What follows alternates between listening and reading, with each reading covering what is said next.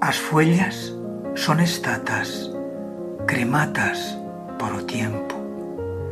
Feblemente penchan as zagueras despullatos ramizos entre os cielos da guerro.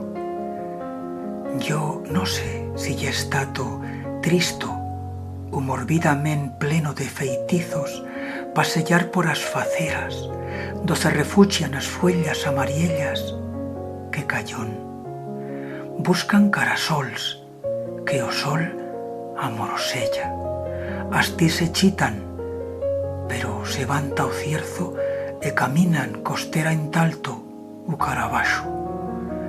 A vegadas preban de volar como feritos paxaricos. Extrañamente van, como iba yo fa poquet, con as mías quiestas chancas. Pobramen a patuscas, ao compás das voladas nantan e dondean con os suyos cuerpez malencos, trafucatas, tres batitas. Emplenan as carreras de corazóns rollos o da color da palla. Van e vienen con as suyas vidas noiturnas, rechirando unha atra aurora. Allá en alto, as suyas chirmanas recitan oracións con esderizos, unha visa de lucetas.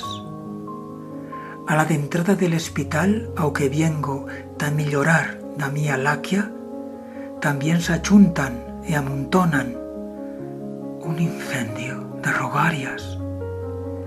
Solo una fuella ya consiguió de entrar. Ella era la mesma soledad en un corredor bueito. Macacho con esfuerzo el agafo, el alzo en o gambeto del agüerro. En tornar a casa mía vía una selva esperándola. Se torna fuella entre atras fuellas en o libro da vida.